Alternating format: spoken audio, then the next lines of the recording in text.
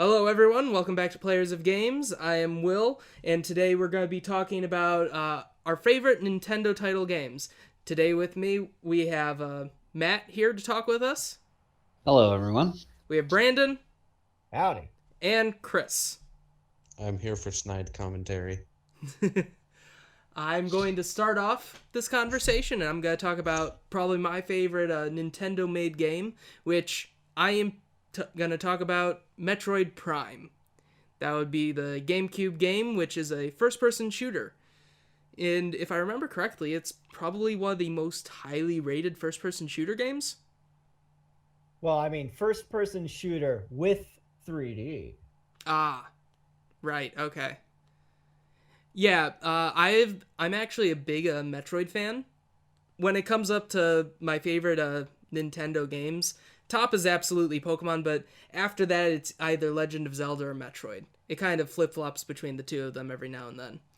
But I've really enjoyed Metroid all the time. I started off with Zero Mission, but there was such a difference between Zero Mission and Prime. Because in Zero Mission, whenever you got a weapon upgrade, it would just add on to your weapon. I liked how in a Prime you actually had to switch between all of the different weapons. It was just a fun thing to be able to do that, figuring out which strategies you needed for it. It wasn't Yeah, until yes, Brandon. well, I mean, the jump leapfrog on that, and like on top of that, there was all of the different strategies you could do with the weapons. That was really cool. But even better was the exploration and how you chose to implement your new goodies and upgrades and whatnot Mm-hmm. on the world around you, and putting that into 3D rather than just the 2D was like mind blowing back then.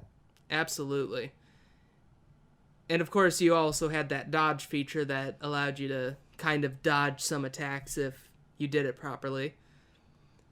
Uh, and then of course, as the Metroid game goes, it had the 100% feature in it that you could, if you wanted to, search out the entire land and find all of the upgrades. But what I really liked was that instead of just having like a energy and missile upgrades, that it also gave you a special missile weapon upgrade that you could search for. So instead of just having a normal beam attack or a normal missile attack, you could actually combine them to make a super powerful attack. I think my favorite one was the wave gun, which basically became a chain that connected to your enemy and continually dealt damage to them. Anyone know what I'm talking about? Well, yeah, I mean that was pretty cool. I'm trying to remember. I can't remember the name of the boss, but there was this one boss you fight in it, and there's multiple different platforms, and you're jumping from platform to platform in 3D while still like looking around in full circle to see where the boss is popping up to shoot it. And I just thought that was so cool for the time being. You didn't have anything like that much except for like the Z targeting and Mm-hmm. the Zelda games.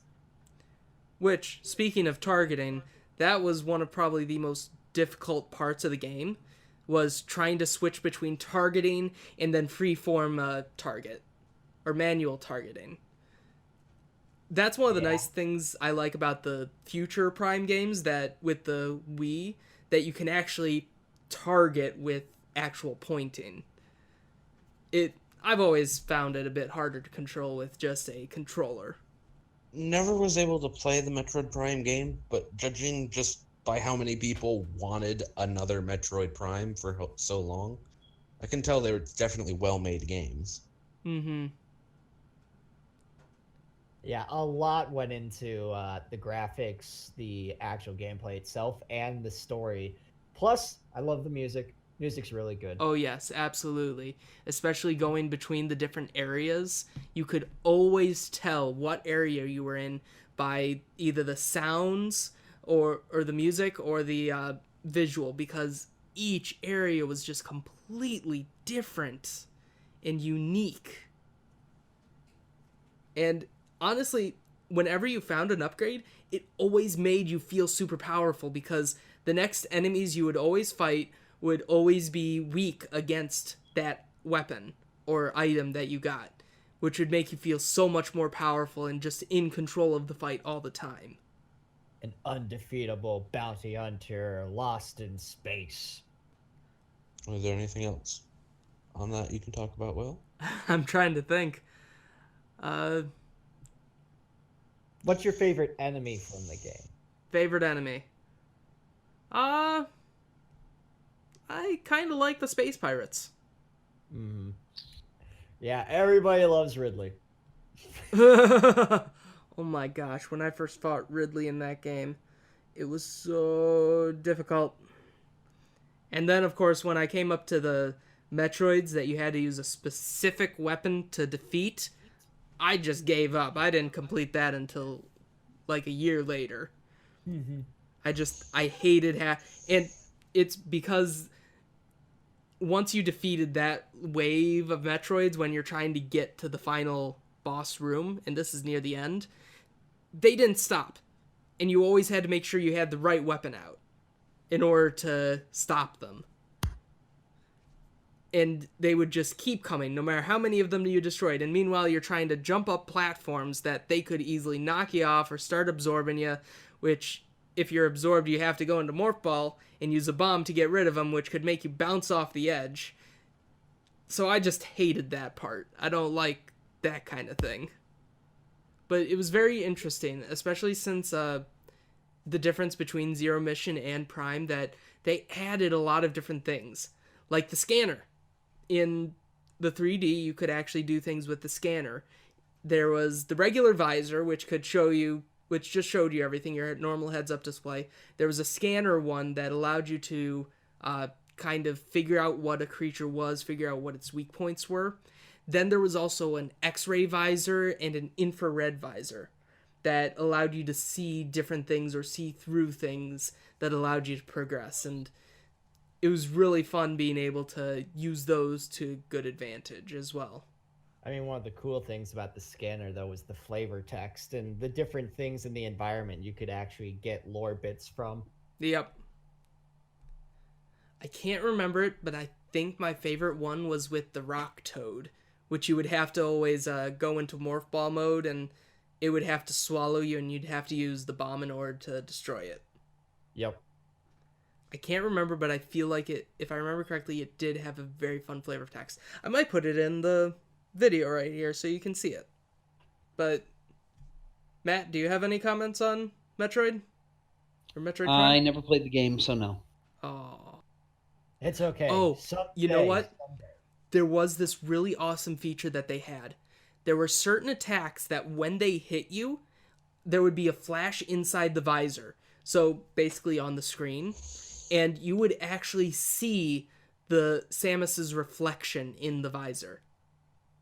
Oh, yeah, that's right. That was so cool. It didn't always happen that often. I think it happened when either a space pirate attacked you or it was a missile attacking you from one of the auto turrets.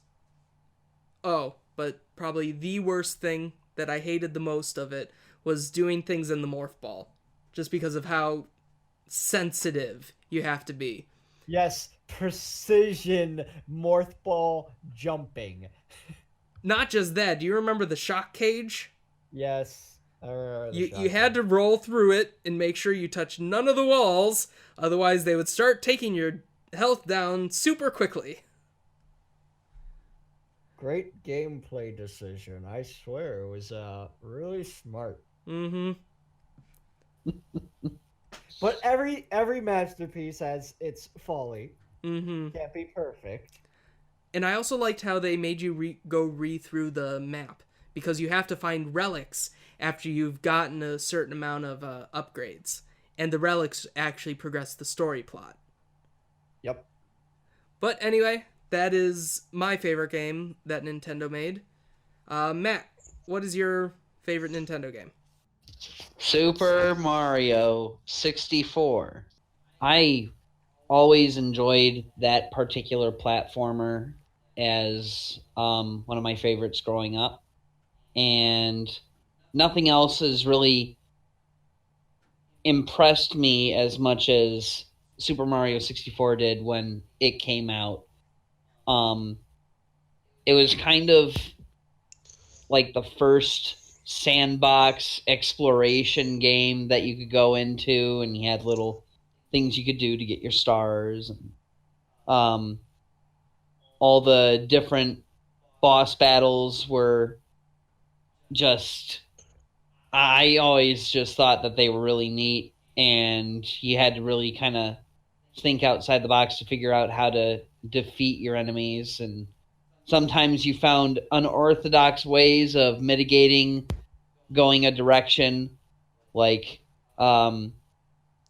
there's one of the levels where you have to find a cannon to go flying up to a certain area, and there was a method by which that you could completely cheese that. But there's a lot in the game that I just enjoyed, especially the Easter egg of finding Yoshi on top of the castle later in the game. I always like that. But what of Dire Dire Docks? What of Dire Dire Docks? Well, what'd you think of it? I think it needs to be a little less dire. Yes, and more US docks. Too scary. When I was a kid, that scared the crap out of me. Love the music there. Had a problem with the heels. Yeah, honestly, I think it's rather interesting how, like, that was considered kind of one of the top dogs. I say one of because there were others that got close, if not, in some people's opinion, were better. Not saying they were, but some people have that opinion. Like, that was kind of that golden age of platforming game. And you've kind of seen past that where things have tried to ascribe to that same level, and a lot of them kind of fall flat by getting one or multiple things wrong. Mm-hmm. Now, as people should have learned the lesson, trying to do a 3D platformer is difficult. Yeah. Movement It's very is easy to key. get wrong. Movement is absolutely key in a 3D platformer. Now, I will say that a very close second, as far as excellent platforming games that have come out since then, is A Hat in Time. I don't know if any of you are familiar with A Hat in Time. See, I thought you were going to say Bubsy 3D.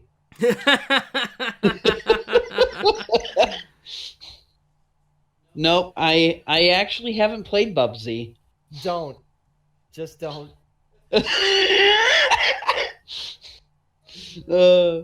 But there's a lot of direct comparison that you can draw from A Hat in Time, but it took a very different overall take on mechanics and things that you could do in a platformer that I thought were good too.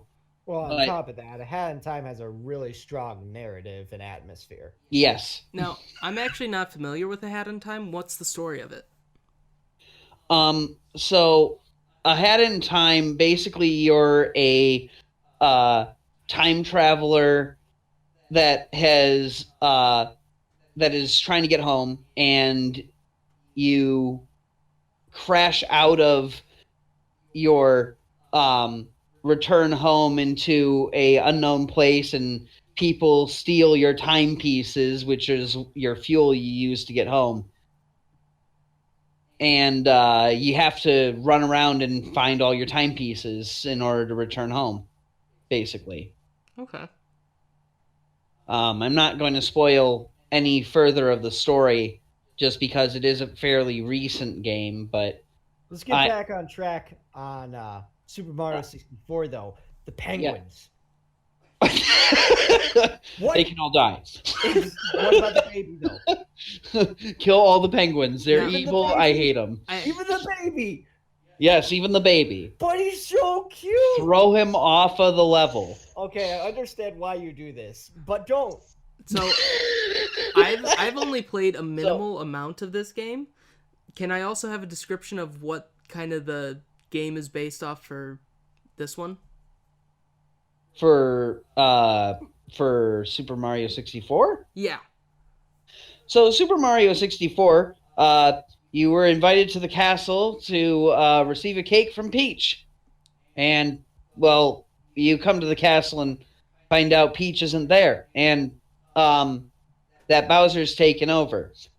So you go to try and rescue Peach, and the only way to do that is to get all the stars power that you can in order to climb the levels and defeat Bowser and reclaim Peach. And if I So remember that's- correctly, part of the mechanic is you have to jump through paintings. Is there any reason for this? As far as I know, it is really the only game where you jump into paintings. The other games that involve paintings involve absorbing you into a painting, which is not the same thing. Yeah, that's the Luigi mechanic. Mansion stuff, yes. You know, I gotta wonder if there's a game theory on the paintings in the Mushroom Kingdom. Well, I'm sure you can make up a theory. Well, also you jump down random holes. Plus, the paintings are more of a, portal between different worlds. And it's supposed to be in Peach's castle, and these are different areas under the Mushroom Kingdom. Now, more on the reason why I say kill all the penguins. Oh, So- yes. When I What- played the game, Hold on.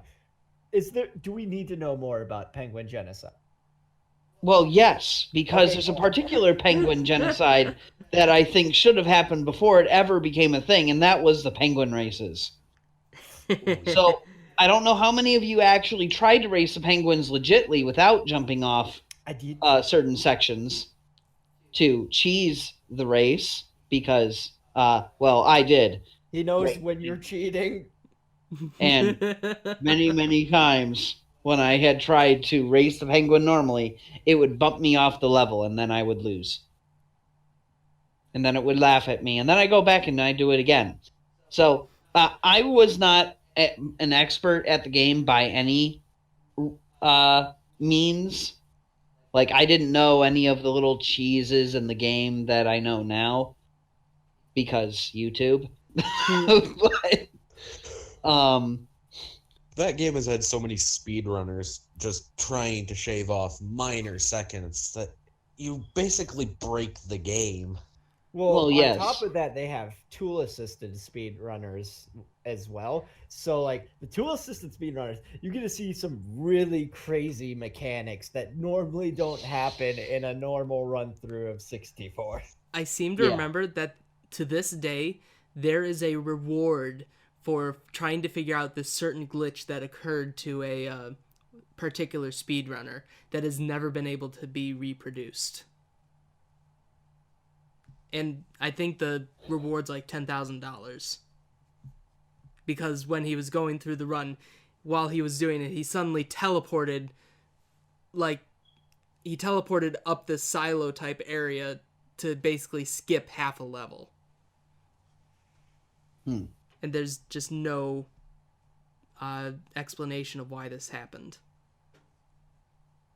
Anyway, continue. So, out of all the enemies in the game, I'm going to have to say that my favorite enemy was the King Bomb, mostly because he explodes at the end. I like it when they explode. I'm a very simple person with simple... Matt, King Bomb Fight, as directed by Michael Bay. do you turn away from him? He has a very striking mustache. Do the you only turn away mustache from him? and then- Person that you ever meet. Do you turn away from him and then walk slowly away, not looking while he explodes? All in Pretty slow much. motion? Oh, I bask in his explosion. Except if you mean by walk away, I mean that you walk towards him and look directly at him And with then jump into completely the open, storm. non-squinty eyes, and then you become one with the explosion. Hmm. And my least favorite boss was the Sand Temple boss. What? You don't like Punchy McPuncherface? Nope, I do not like that guy. Mostly because I couldn't figure out how to get to him for the longest time. I spent the better part of a day worth of game time just trying to figure out how to get into the boss fight. Because I kept on thinking that there was some sort of mechanic that you use with the sand. So I just thought I was doing it wrong.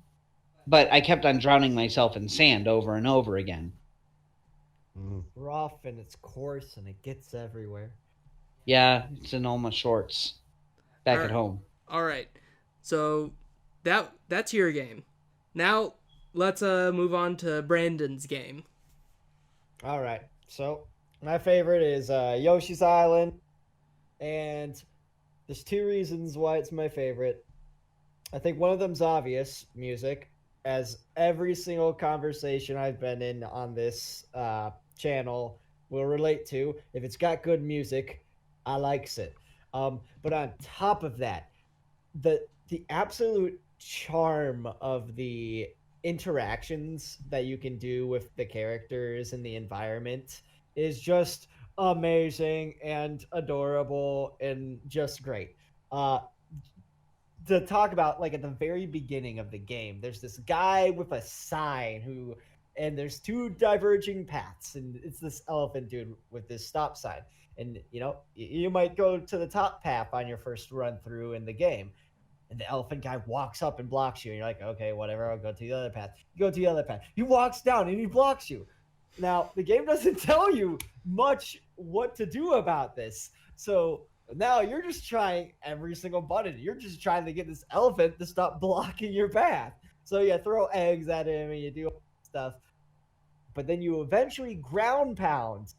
And then when you ground pound next to the elephant, he just flips up into the air and falls over upside down, and the path is cleared for you. And just like it's just so great because, like, there's the dust cloud and everything. It's like every action you take in the game has like detailed animations and its interaction depending on the environment.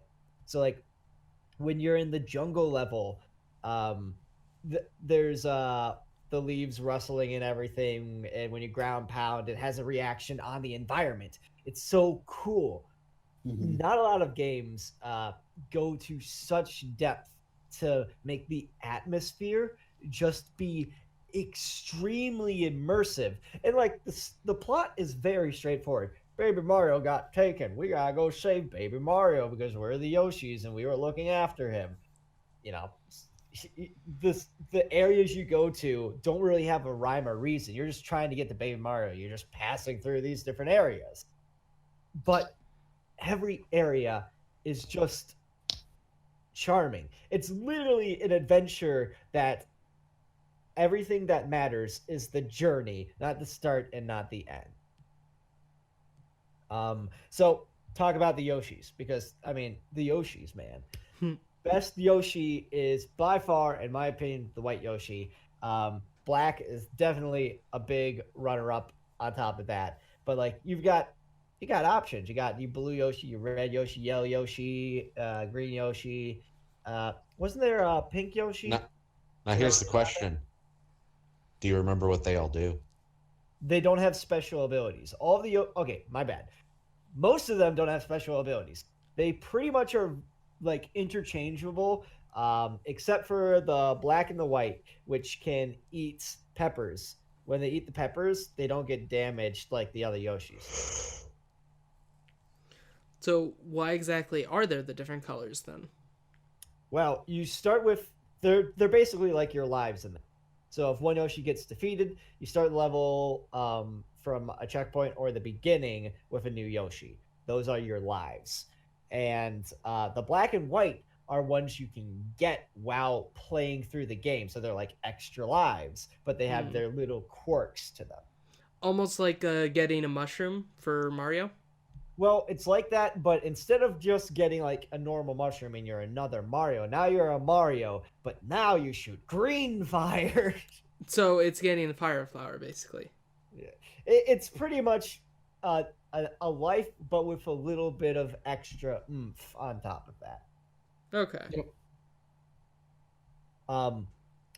The lava level jam is so great. Like DK Rap's really really good, but the lava level jam in Yoshi's Island is just awesome.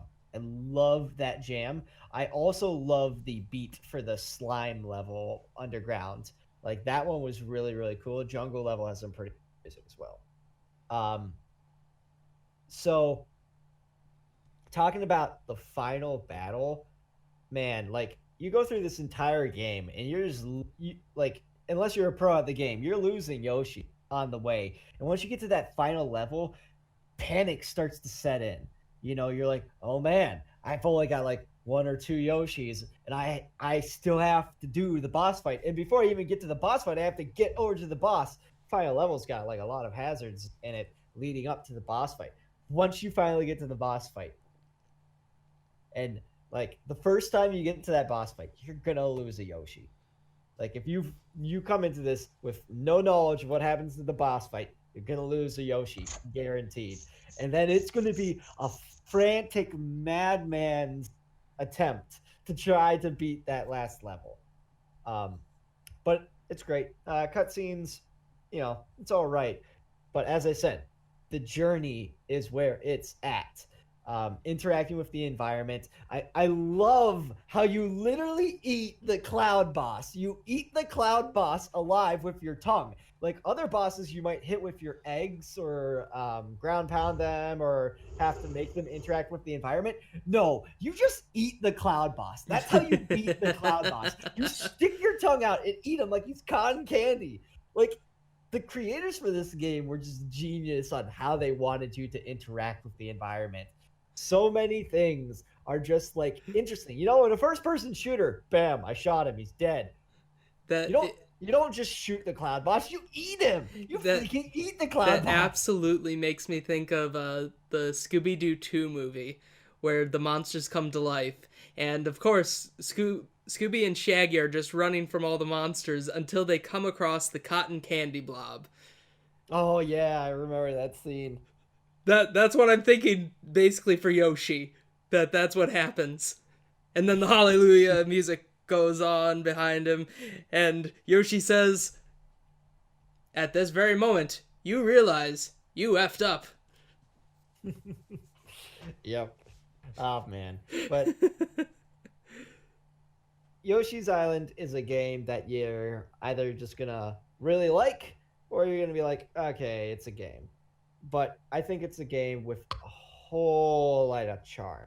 And because of that charm, you can come back to it all the time. Like me and my brothers, we'd hot seat mode this game, and when someone died, pass it off, they get the next Yoshi. And the best part about that is you get to pick your favorite color Yoshi. Chris, do you have any final thoughts on all of these that we've been talking about? Not really. I honestly think it's rather interesting. As Nintendo is generally the one who do so much stuff attempting within their own house, the Nintendo games that I have the most connections to, like you got, are ones that are third-party stuff on Nintendo platforms, and I find that interesting. Like, as well as ultimately what draws the line on a Nintendo game. Because there are so many games that are exclusive to Nintendo platforms, but are developed by third-party companies. Like Pokemon itself is Right. Yeah. like it's a Nintendo exclusive, but it's Game Freak. Fire Emblem is Intelligent Systems, but it's on Nintendo systems. Okay. Yeah, It's interesting. Yeah, I kind of thought of Metroid as a Nintendo exclusive. And technically, they are licensed by Nintendo, I thought. Yeah, and that's the whole thing. Like, Nintendo owns the IP, but what's the actual studio that makes it? Okay. But technically, HAL Laboratory made the original Smash. So, you know, like some of Nintendo's most famous Nintendo brand titles are not made in-house. But anyway, that can be a conversation for another time because we are out of time. So thank you everyone for joining in on the chat today. We hope you enjoyed. Leave down in the comments below what your favorite Nintendo game is. If you have a suggestion of what we should talk about next, again, please leave it in the comments. Make sure to hit the subscribe and bell icon, and we will see you all later. Later, y'all. See ya. Bye.